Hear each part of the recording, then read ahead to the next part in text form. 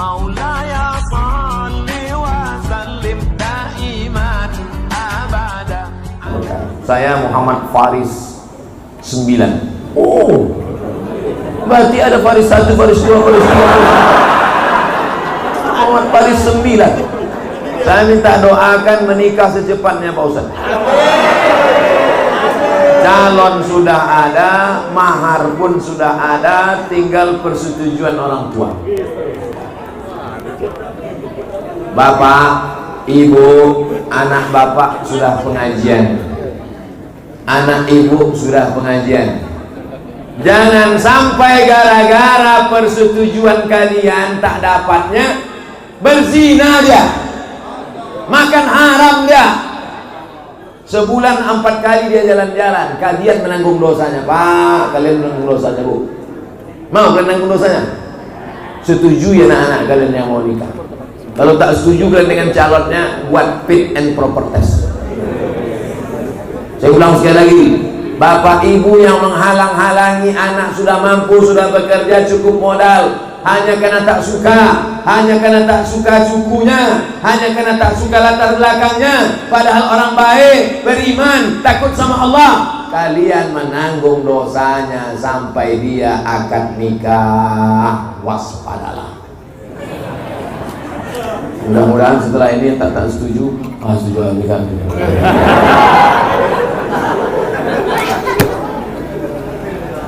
Ketawa yang anak-anak pula.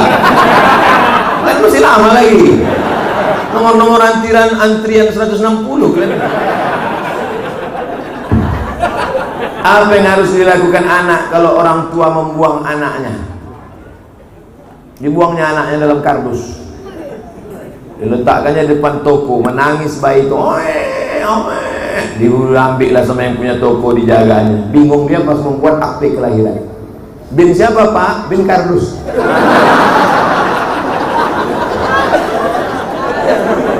Dibuangnya anak itu, pas anak itu sudah sukses, barulah dia datang. Akulah omakmu, ayahmu yang dulu membuang engkau dalam kardus 28 tahun yang lalu.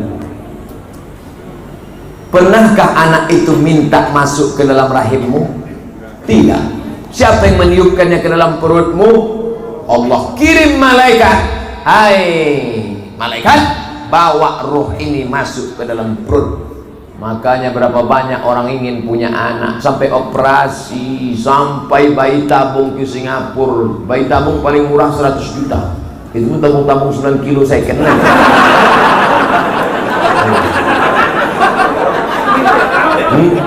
Tiba-tiba kalian begitu punya anak, kalian buang. Sedangkan membuang sampah di jalan saja ditangkap polisi di Singapura. Membuang puntung rokok, membuang permen karet. Ini membuang anak titipan Allah Subhanahu wa ta'ala. Jangan pernah terlintas di pikiran. Jangan pernah terlintas di pikiran. Jaga amanah ini. Man ala thalatha banatin. Siapa yang merawat, membesarkan 3 anak perempuan, fa'addabahunna, dididiknya dengan baik, wa zawwajahunna, dinikahkannya dengan orang baik-baik, dalam kurung anak remaja Masjid Nurul Huda, wa ahsana ilaihinna, dia buat baik sampai mati, falahul jannah, maka surgalah baginya. Kau bangun ruku, meninggal tinggal. Kau punya mobil, meninggal mati tinggal. Tapi ada amal yang tetap mengalir. Apa dia? Waladun salihun, anak yang soleh, bukan somat. Anak soleh. Oleh sebab itu hati-hati, yang dititipkan Allah amanah anak, bawa dia pengajian, masukkan dia ke pondok tahfiz Quran, daftarkan ke pondok pesantren. Yang anak perempuan suruh latih dia pakai jilbab panjang. Allah bisa karena biasa. Dari kecil terlonjak-lonjak, sudah besar terbawa-bawa, sudah tua terubah tidak. Begitu kata orang Melayu. Kalau hendak membentuk buluh, biarlah dari rebung. Alhamdulillah malam ini anak-anak muda ini semuanya dapat pahala. Kakinya dapat pahala, tangannya dapat pahala, HP-nya pun dapat pahala, walaupun casingnya Spiderman.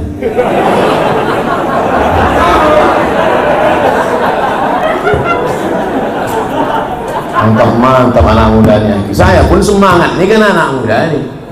Semangat berapi-api malam nih kan anak muda. Kalau diturutkan susah hati sedang risau ya. Anak muda. Untung yang saya tengoknya anak muda. Kalau sempatlah omak-omak sama atu-atu. Udah lawak sedang stres. Yang ditengok pula orang-orang udah mau diintai-intai malaikat maut. Ceramah. Assalamualaikum. Aku sebenarnya Pak, entah apa. Aku begitu menengok anak muda ini bangkit. Datang pula ketua panitia. Wow, gitu tadi saya mau maju, takbir, Allahu Akbar. Saya mendengar takbir tadi yang saya takutkan mau pecah kaca-kaca. Luar biasa ternyata perbohongan. Dulu setahu saya perbohongan ini, asal kami dari Kisaran mau ke Medan, dari Medan mau ke Kisaran, setahu saya perbohongan ini cuma sup ayam sama minum jus pokat sama jus mangga. Rupanya dari makanan yang halal tadi lahirlah generasi-generasi muda menjadi harapan agama. Ustadz ngomong gini ini basa-basi apa serius? Serius lah. Kami yang tua-tua ini masa hidup ini tak lama lagi. Saya lahir 1977, sekarang 2019, umur 24 tahun.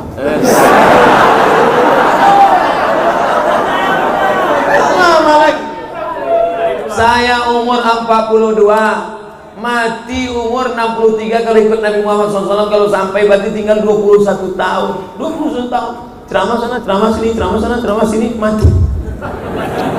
Yang masa hidupnya masih panjang nih. Inilah calon Bupati Sergei. Calon kepala dinas, kepala badan, kepala kantor. Jadi Kapolri, jadi Kapolda, jadi Kapolsek, jadi supir angkot. Memang supir angkot, tapi semua angkot di Sumatera Utara ini punya dia. Pas aku bilang punya semua, baru kalian bilang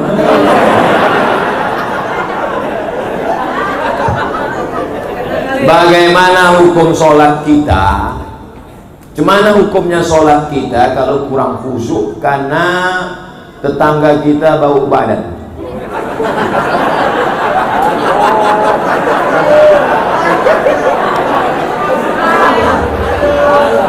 Man akala basolan, siapa yang makan basol bawang merah au zauman bawang putih, fala yaqrabanna musallana, jangan dekat-dekat tempat sholat kami.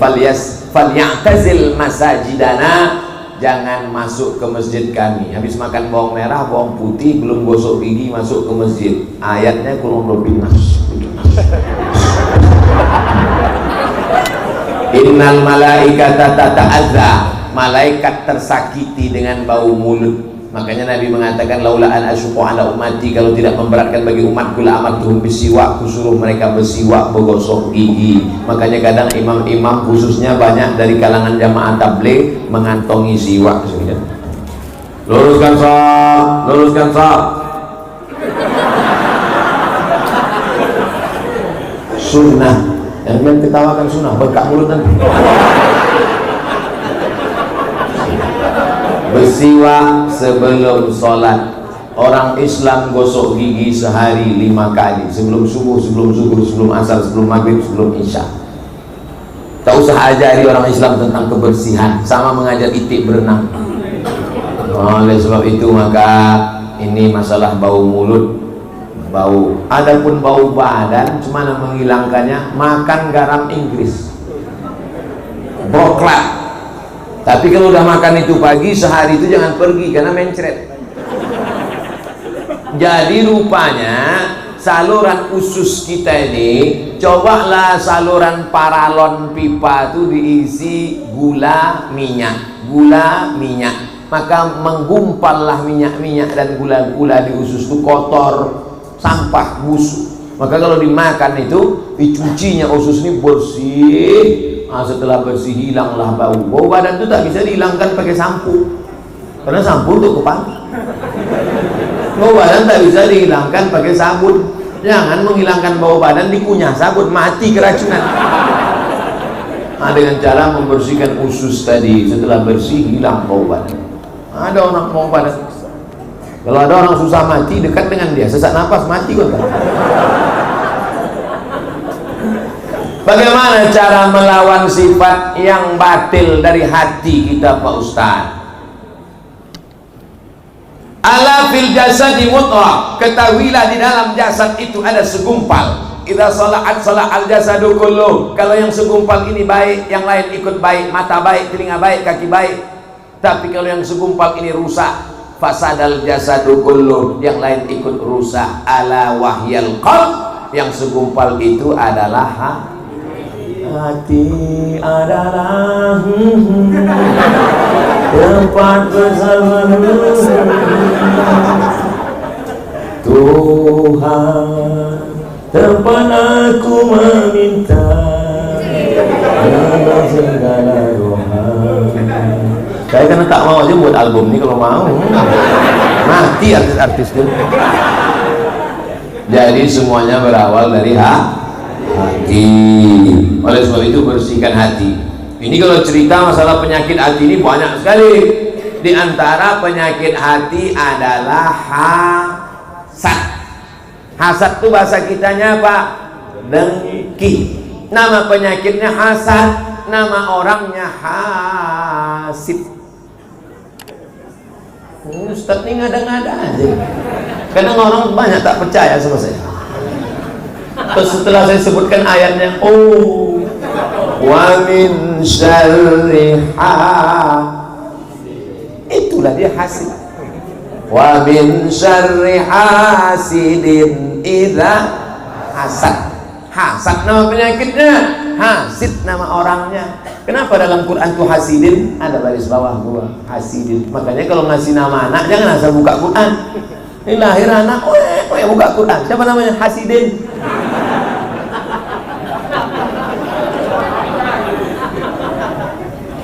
Penyakit yang pertama kali di langit, yang pertama kali di bumi adalah penyakit hasad. Siapa yang pertama kali terkena penyakit di langit? Iblis. Apa penyakit iblis? Hasad. Hasad itu apa? Tak senang menengok orang dapat nikmat. Apa penyakit hasad iblis? Tak senang nengok Adam dapat nikmat. Penyakit yang pertama di bumi, hasad. Siapa yang kena hasad? Kabil. Tak senang menengok Habil dapat bini cantik. Makanya kalau ada di antara bapak, siapa itu? Bini kawanku, macam hantu tengok. Marah menengok bini orang, itu keturunan Kabil. Tak senang nengok orang lain dapat nikmat. Makanya nanti kalau hari Ahad ada kawan kalian yang nikah, cara menghilangkannya doakan dia. Datang kalau dia nikah, duduk dekat pelamin, jangan pak duduk. Lewat depan pelaminnya doakan. Barakallahu lakuma wa baraka alaikuma wa jama'a bainakuma fi khair. Barakallahu lakuma, semoga kalian berdua diberkahi Allah. Wa baraka alaikuma, semoga kalian berdua. Jangan hasad tak mau datang. Atau kalian datang tapi hati kalian marah, sampai di depan tuh berdoa juga, cuman gigi rapat.